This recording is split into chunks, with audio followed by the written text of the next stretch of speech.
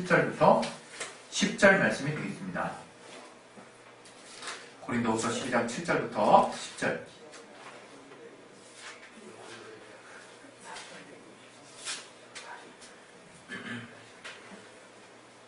예, 우리 같이 준비되셨으면 같이 한번 합독하겠습니다. 시작.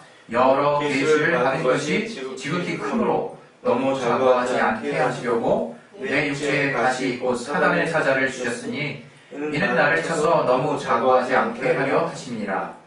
이것이 내게서 떠나기 위하여 내가 3번 주께 간구하였더니 내게 이르시기를 내 은혜가 네게 족하도다. 이는 내 능력이 약한 데서 온전하여 짐이라 하신지라. 이러므로 도리어 크게 기뻐함으로 나의 여러 약한 것들에 대하여 자랑하리니 이는 그리스도의 능력으로 내게 머물게 하려 함이라. 그러므로 내가 그리스도를 위하여 약한 것들과 능력과 궁핍과 핍박과 곤란을 기뻐하노니 이는 내가 약할 그때에 곧 강함이니라. 아멘.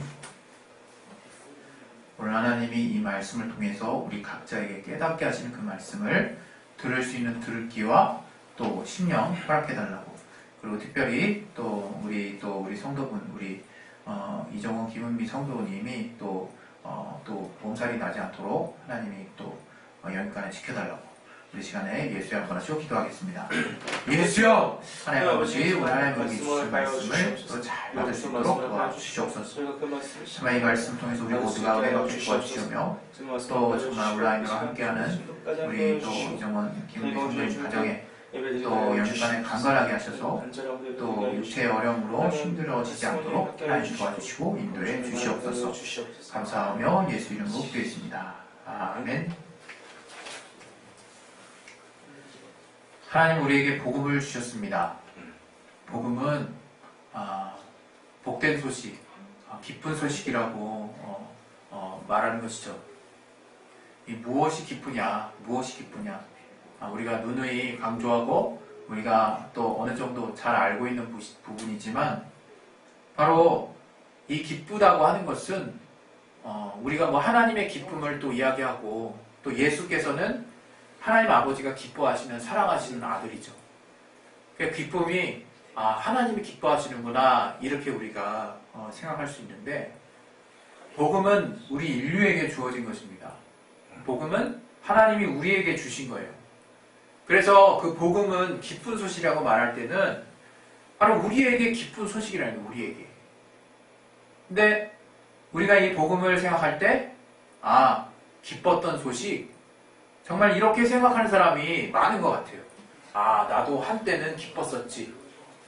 이 복음, 그래, 예수 처음 믿을 때는 누구나 다 이렇게 충만하고 기쁜 거야.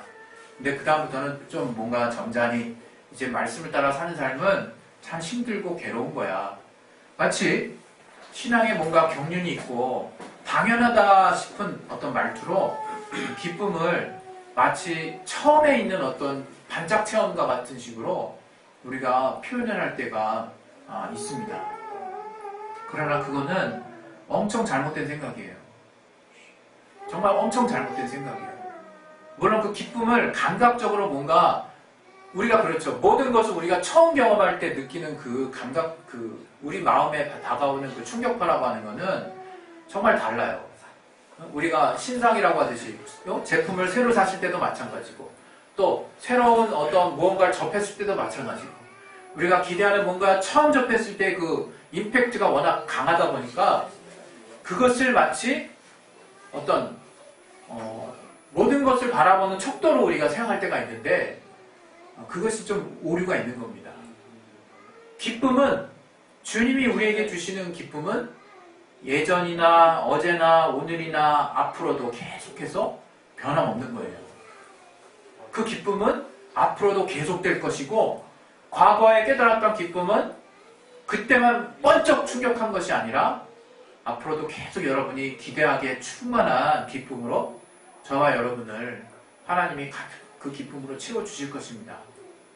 여러분, 우리가 믿음을 무엇으로 우리가 또 가늠할 수 있는가 하면, 내게 기쁨이 있는가, 그것을 여러분이 통해서 우리의 신앙을 또 우리가 돌아볼 수 있어요.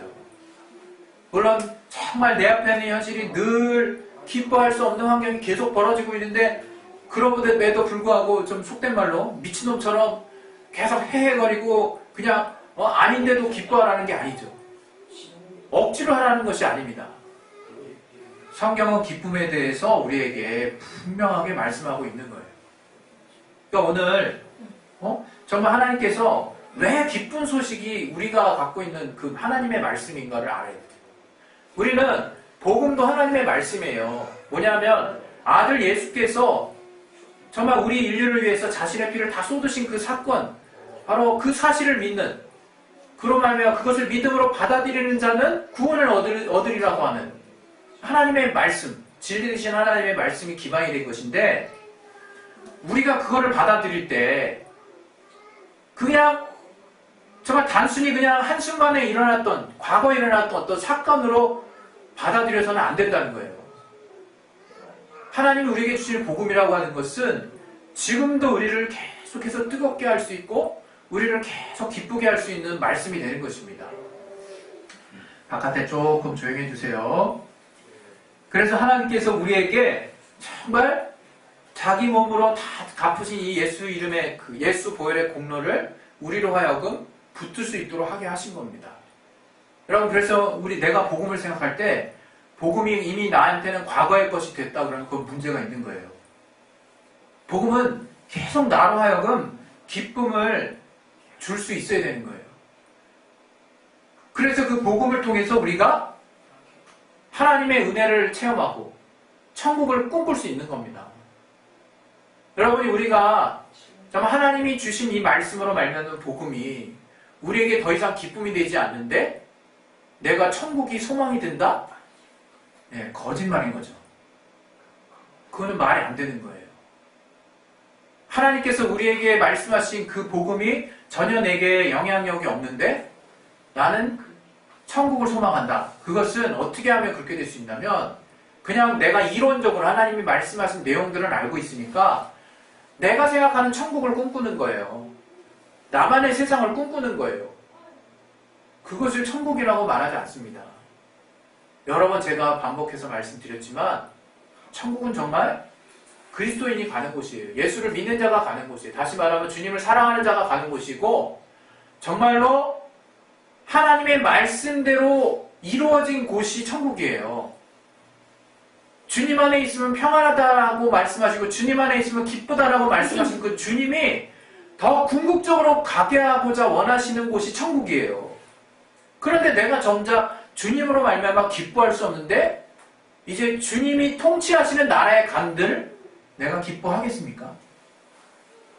기뻐할 수 없는 거예요, 여러분. 우리는 자꾸 오해하는 게 주님이 막 나를 위해서 뭔가를 다 해주시고 내 소원을 들어주시는 분으로 착각해서 내가 천국도 내 소원을 이루는 곳이라고 오해하고 있어요. 천국은 우리 소원을 이루는 곳이 아닙니다. 우리가 영원히 사는 것은 지옥에서도 영원히 살 수 있어요. 우리가 영원히 살 때 하나님의 공의와 사랑과 긍휼과 하나님이 베풀어 주시는 은혜와 하나님이 또 우리에게 부여해 주시는 또 자격과 하나님이 우리에게 또 넘치게 주시는 기쁨이 내게 과연 동일한 기쁨이 될 수 있는 곳이 천국이 돼야 되는 거예요. 천국이. 여러분, 천국이 꿈꿔지지 않으신다면요, 이 땅에서 여러분 예수로 기뻐하지 않는다는 얘기예요. 그리고 천국은 내가 이 땅에서 뭔가를 이루지 못했으니까 하나님이 나의 이 억울한 심정을 그 나라에 가서 다 풀어주시고, 내가 이 땅에서 정말 뭔가 정말 아쉽게 살았으니까 그 나라에서 떵떵거리면서 할 수 있게 해주시는 바로 그곳이 천국이라고 오해하지 마시기 바랍니다. 하나님은 우리에게 주시려고 하는 거 애시당초 이 땅에 물질 세계에 있으실 때부터 저 하늘에 대해서 소개하신 분이 바로 우리 예수님이세요. 애시당초 그것은 다르다라고 계속해서 말씀하셨고, 그것은 성령에 의해서만 깨달을 수 있다고 말씀하셨고, 그것은 우리의 욕심과 정반대되는 곳이라고 말씀하셨어요. 육신의 정욕으로는 그 나라를 볼 수 없습니다, 여러분. 오늘 하나님이 우리에게 복음을 주셨어요. 아주 기쁨의 가장 근원적인 것이 무엇인지를 주셨다는 얘기예요. 그 복음은 예수의 공로라고 우리가 요약해서 정리할 수 있지만 더 줄인다 그러면 예수로 정리할 수 있는 거예요. 예수. 다시 말하면 우리는 예수로 기뻐할 수 있는 자가 돼야 되는 거예요. 예수로. 내가 예수로 기뻐하지도 않는데 예수만 있으면 기쁘다라고 하는 것이 도무지 나의 삶에 성립되고 있지 않은데 어떻게 우리가 천국을 꿈꾸고 어떻게 우리가 하나님의 인도하심, 어떻게 우리가 하나님의 응답에 대해서 아멘할 수 있겠습니까? 하나님은 결국 그분이 옳다 여기시는, 그분이 궁극적으로 우리에게 주시기 원하시는 것은 온 세계 이 땅이나 저 하늘에나 항상 옳은 것이고 항상 맞는 것이고 항상 최고의 것을 주신다라고 하는 그것을 하나님이 결국 우리에게 주실 거예요. 근데 내가 그것을 받을 준비도 안 하고 항상 내 생각으로 신앙생활을 해. 그건 신앙이 아니죠. 종교생활이죠. 우리 지금 기독교가 얼마나 많이 변질되는지 몰라요. 계속해서 말씀드리지만 교회 안에서 우리가 열심히 하나님께 기도하고 말씀 보고 기도 많이 하고 전도 많이 해오면 우리 신앙생활 잘하는 걸로 알고 있어요. 물론 그 전도라고 하는 것이 어떤 의미로 저들에게 다가가고 어떤 마음으로 저들이 전도하고 어떤 마음으로 기도하고 말씀을 보느냐에 따라서 하나님이 정말 그러한 우리의 행위들을 기쁨 가운데 받으실 줄로 믿습니다. 그러나 그것보다 안타깝게도 더 많은 저는 사람들이 단지 그 기도를 나의 어떤 분량 내지는 내가 자랑할 거리 내지는 내가 사람들에게 보이는 거리 내지는 심지어 내가 이렇게 하나님 내가 이렇게 하고 있습니다라고 나를 정말 나타내고자 하는 수단으로 정말 전락해버린 이 현실이 이건 더 이상 종교 이상도 이하도 아니구나 라고 하는 확신이 들게 합니다. 그걸 우리는 종교라고 얘기하는 거예요. 나의 공로와 나의 수고와 나의 노력과 무언가를 통해서 하나님의 마음을 움직이게 한다라는 그 명제 자체가 그러한 시도 자체가 무의미한 것은 아니지만 그것을 우리는 종교라고 말할 수밖에 없는 거예요. 우리 기독교, 우리 하나님을 믿는 신앙이라고 하는 것은 절대적으로 하나님의 기쁨, 하나님이 우리에게 주시는 기쁨으로부터 시작하는 거예요. 바로 복음으로부터 시작되는 거예요. 그것은 오늘 우리가 이 본문을 통해서 또 다시 한번 복음의 의미를 좀 알았으면 좋겠습니다. 그리고 우리가 무엇 때문에 기쁜지에 대해서 다시 한번 생각해 봤으면 좋겠어요. 오늘 우리가 함께 나눈 이 본문은 사실은 중간을 딱 자르고 우리가 시작한 내용이죠. 여기 우리 고린도후서 12장 7절부터의 내용은 원래는 1절부터 이게 쭉 내려가는 내용입니다. 그러나 내용이 너무 길어서 제가 여러분들과 함께 나누고 싶은 내용을 정말 과감하게 팍 잘라서 거기부터 진행을 한 거예요.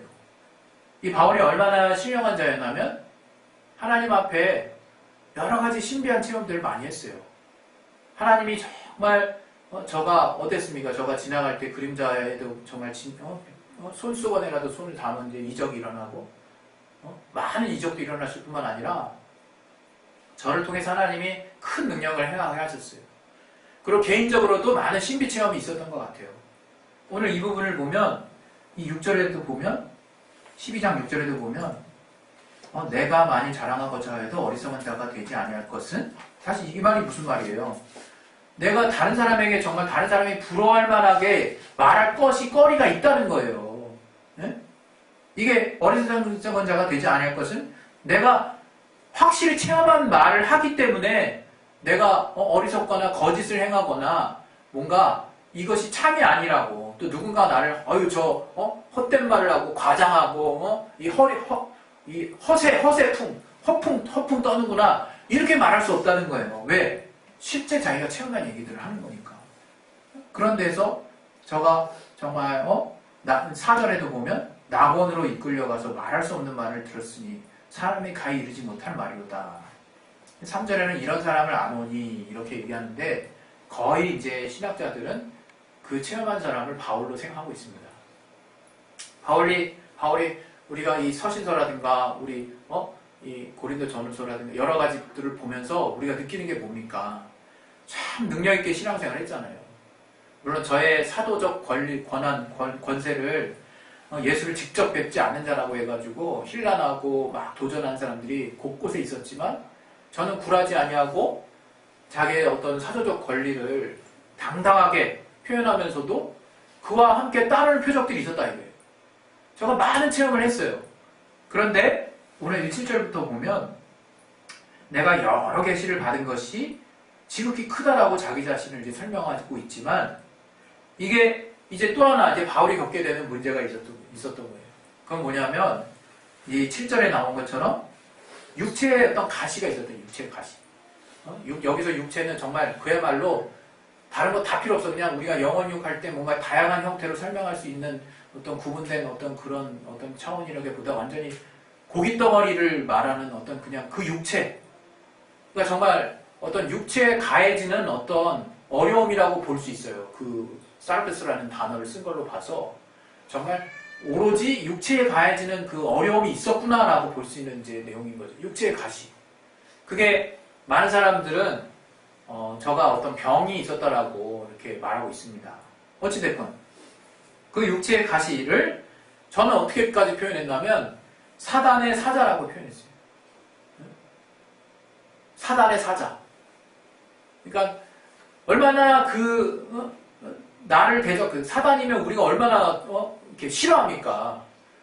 근데 사단의 어떤 하수인, 사단이 부리는 어떤 그런 어떤 자의 역할로 자기 육체에 지금 당하고 있는 이 괴로움, 그게 질병일지, 치명적인 연약함일지, 어떤 습관적인 어떤 늘 짓게 되는 죄일지 정확하지는 않지만 거의 질병이라고 보여집니다. 그런 어떤 육체의 가시와 같은 이 사단의 사자를 나에게 주셨다라고 하는 그 이유가 내가 너무 많은 체험을 했기 때문에 스스로 교만해지지 않도록 하나님이 이것을 이렇게 허락하셨다 이렇게 이제 표현을 하고 있어요.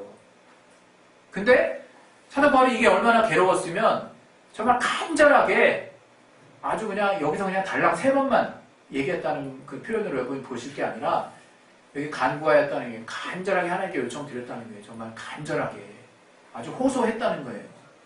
그것도 아주 중심을 다해서 바울은 통상 하나님께 기도했던 것들이 참 하나님과 소통을 하는 자였고 성령의 교통하심이 있는 자였기 때문에 저가 이렇게 간절히 구했음에도 반응이 없었다는 것에 대해서 분명히 인지하고 있었을 거예요. 그것을 내가 이렇게 간절히 구해도 이것이 내 몸에게서 떠나가지 않는구나. 그런 생각을 하면서 제가 뭐라고 이제 9절부터 얘기를 하냐면 내게 이르시기를 하나님께서 예수께서 내 은혜가 네게 족하도다. 이는 네 능력이 약한 데서 온전하여짐이라. 이렇게 말씀하셨다는 거예요. 바울은 사실 이 말씀을 통해서 내가 뭐 때문에 기뻐해야 되는지를 분명하게 또 확고하게 우리들에게 전해주고 있습니다. 이러므로 내가 오히려 사실 계속 내 안에 어떤 사단의 사자와 같은 이 육체의 가시가 있는 사람들, 질병이 있거나 늘 눌리는 어떤 일들로 고민하고 고생하고 답답해하는 사람들 입장에서는 감사할 수도 없거니와 기뻐할 수 없어요. 기뻐할 수 없어요. 절대. 근데 그래서 오히려란 단어를 쓴 거예요. 오히려. 내가 반대로 이제 크게 기뻐한다. 크게 기뻐함으로 이제 뭐라고 말을 하냐면 나의 모든 약함들에 대해서 바로 이제 아까 말했던 육체의 가시에 해당하는 거겠죠. 나의 모든 약함. 여기서 조금 더 분명해집니다. 이 약함이라고 하는 것은 이제 육체의 어떤 진짜 약함을 말하는 거니까. 그래서 이런 질병을 포함한 나의 모든 약함들을 이제는 내가 도리어 어떻게 한다고? 자랑할 수 있겠다는 거예요. 자랑할 수 있겠다는 거예요. 여러분, 우리가 신앙생활 하면서 내가 기쁨의 이유를 잊어버려서는 안 돼요. 바울은 지금 이것을 다시금 우리들에게 지금 말씀하고 있는 것입니다. 우리가 무엇 때문에 기뻐해야 하는지. 다시 말하면 여러분, 우리가 잘 될 때는요, 기뻐할 수 있어요. 우리 일이 잘 되나갈 때는 평안할 수 있습니다. 언제나 우리는 여유로울 수 있어요. 그러나 안 될 때, 특히 내 몸에 직접 관여된 무언가 도무지 극복될 수 없는 정말 실제적인 아픔이 나를 계속 감싸고 있다면 그거 얼마나 괴롭겠습니까? 그런 체험 여러분 해보신 적 있으십니까? 네? 아마 다들 정말 크고 작은 것들이 있었을 거예요. 뭐 짧게는 우리가 간단하게는 우리 독감 걸릴 때 있어요. 독감 걸릴 때. 여러분 제일 정말 슬픈 거는 그런 감기나 독감 걸릴 때 우리 어린 친구들 있지만 아무도 그거 인정해주지 않을 때. 엄마 아빠도 인정해주지 않고 내가 감기 걸리고 아픈데 아픈 걸 나 혼자 겪고 있을 때가 제일 우울하고 슬퍼요. 네? 얼마나 마음이 좀 서글퍼집니까? 아니 이런 마음으로 정말 이렇게 뒤덮여 있는 내가 크게 기뻐한다는 거예요. 크게. 원어에도 그냥 기뻐한다는 표현이 아니라 정말 대단히 크게 기뻐한다는 그 두 가지 단어가 다 쓰여져 있어요. 크게 기뻐한다는, 이게 정말 가당키나 한 말입니까, 여러분?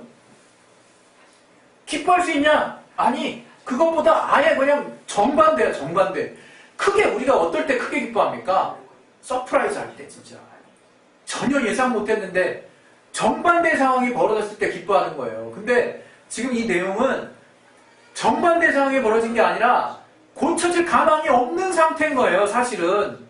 바울이 3번이나 강구했으나 이제 하나님의 도우심도 나의 이 문제와 관련해서는 더 이상 없다라고 생각할 만한 때에 저의 내면에서 큰 기쁨이 찾아오기 시작한다는 거예요. 저는요, 이걸 신앙이라고 말씀드리고 싶어요. 이걸 하나님의 신비체험이라고 진짜 말씀드리고 싶어요. 제가 예전에 우리 첫째, 지금은 이제 여러분 친구들과 함께하고 있는 성주죠. 첫째가 혼자서 이렇게 어머니인 줄 알고 잘못 따라갔다가 버스 타고 성주를 잃어버렸어요. 성주가 혼자 버스를 타고 그 4살, 5살쯤 된 아이가 달랑 엄마 아빠 이름만 알고 있는 아이가 모르는 사람 손을 이제 따라서 버스를 타고 가버린 거예요. 그 소식을 제가 우리 아내를 통해서 들었을 때 앞이 까매지더라고요, 진짜. 제가 여러 번 간증한지 모르겠지만 정말 저는 그때 딴 생각 안 들었어요. 얘가 새우잡이 또는 전철에서 이렇게 앵벌이 다리 잘려가지고 그런 어떤 생산수단으로 되는 상상이 너무 막 리얼하게 드는데 너무 괴롭고 막 하나님을 원망하고자 하는 마음이 막 들더라고요. 어떻게 할 수가 없죠. 진짜 사면초가 아무것도 할 수 없는 괴로운 상황. 그런 상황에서 참 신기하게 제가 하나님을 원망하지 않게 해달라고 계속 기도하고 있더라고요. 버스 타고 오면서 하나님을 원망하지 않게 해달라고. 나름 제가 할 수 있는 조치는 다 했죠. 경찰서에 신고하고 또 주변 버스 운송 시내 사업조합에 다 연결해가지고 그런 아이 없는지 이렇게 알려달라고 얘기하고. 그런데 정말 너무 아이러니하게 전혀 도울 수 있을 것 같지 않은 그 초등학생 어떤 친구가 우리 아이가 버스 안에서 계속 울고 있는 것을 보고 우리 아이 손을 잡고 청량리 경찰서에다 데려다 놨다는 거예요. 너무 말도 안 되는 상황이었어요. 아마 아이를 잃어버리고 한 20분쯤 된 후에 이야기였던 것 같아요. 20-30분? 그 20-30분이 정말 이틀보다 길었던 것 같아요. 저와 아내는. 그 순간 정말 제가 이제 깨닫게 되더라고요. 내가 아무리 부정적인 상황, 어두운 상황, 아무것도 기대할 수 없는 상황이 돼도 절대 내가 하나님을 원망하지 않은 쪽으로 내 의지를 썼으면 좋겠다, 앞으로. 그런 마음이 정말 간절히 들었어요. 정말 저와 여러분이 오늘 이 말씀을 보고 무엇을 느끼는지 모르겠어요. 10절에 우리 9절, 10절 우리 다시 한번 읽을 텐데 한번 눈 크게 뜨고 한번 읽어보십시다. 바울은 지금 굉장히 어려운 상황에서 하나님 앞에 큰 기쁨의 원동력을 찾은 거예요.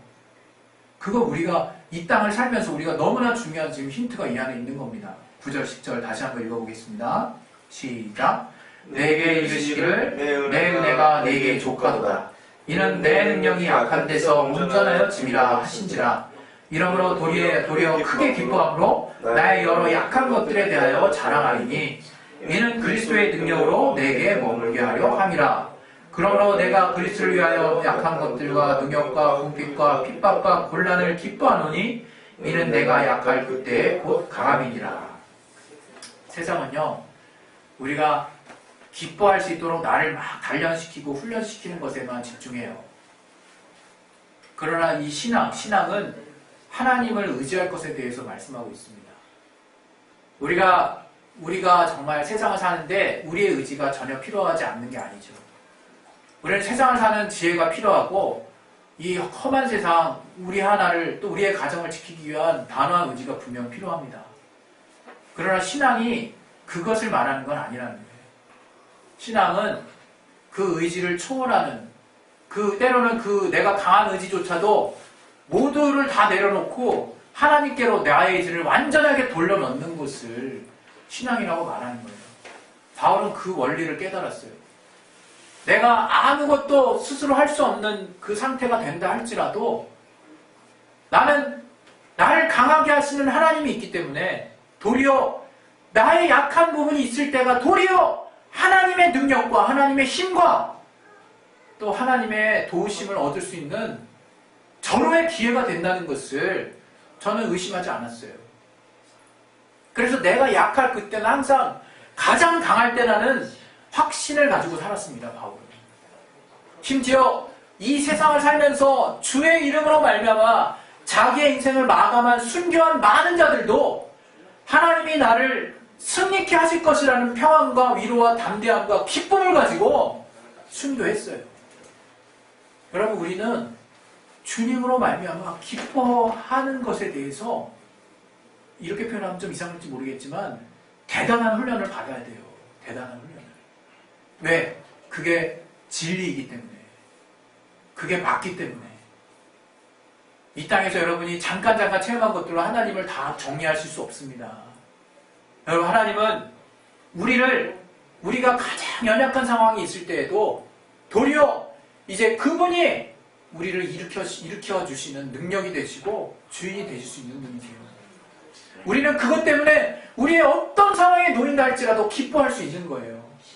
아무리 최악의 상황이 이루어진다 할지라도 기뻐할 수밖에 없는 거예요. 이제 하나님이 도우실 일만 남았으니까. 여기서 여러분 혼란하시지 말기 바랍니다. 왜 안 돕냐? 왜 이렇게 안 응답해 주시냐? 하나님이 정말 결국 우리에게 승리를 주신다는 것을 믿으시기 바랍니다, 여러분. 신앙은 그거예요. 신앙은 하나님이 선하심을 믿는 것이고, 신앙은 하나님이 우리를 구원하셨다는 것을 믿는 것이고, 신앙은 우리와 함께 하신 하나님이 늘 우리보다 더 분명한 생각과 또 하나님이 무엇보다 우리를 사랑하심으로 못하실 것이 없는 전능하심을 가지고 언제든지 우리를 최고의 길로 안내하신다고 하는 사실을 우리가 철석같이 붙들고 믿는 거예요. 그걸 신앙이라고 말하는 겁니다. 그런 믿음이 있는 자가 결코 슬플 이유가 없는 겁니다, 여러분. 여러분, 우리 주변에 슬픈 사람과 기쁜 사람, 특히 신앙한 사람 중에 슬픈 사람과 기쁜 사람의 차이는 내가 뭘 가졌는지 아는 자와 그렇지 않은 자의 차이인 거예요. 내가 예수를 통해서 기쁨이 있는 자와 예수를 통해서 기쁨을 잃은 자의 차이인 거예요.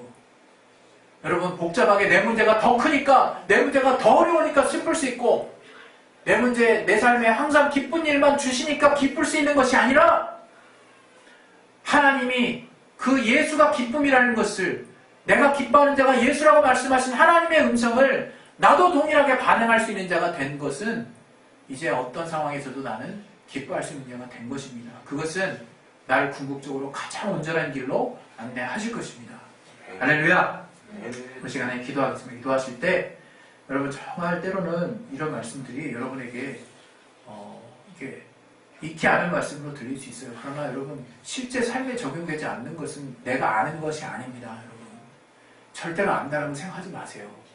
정말 내가 예수로 나의 여러 가지 연약함과 정말 늘 극복되지 않은 문제임에도 불구하고 오히려 크게 극복할 수 있는 이유가 예수 때문이라면 여러분은 지금 잘 가고 있는 것입니다. 여러분 때가 이를 때 여러분은 크게 웃을 수 있을 것입니다. 할렐루야! 우리 시간에 예수의 한 말을 기도하실 때 우리가 예수로 말미암아 기쁨을 잃지 않게 도와달라고 우리 기도하겠습니다. 예수여! 우리가 예수로 말미암아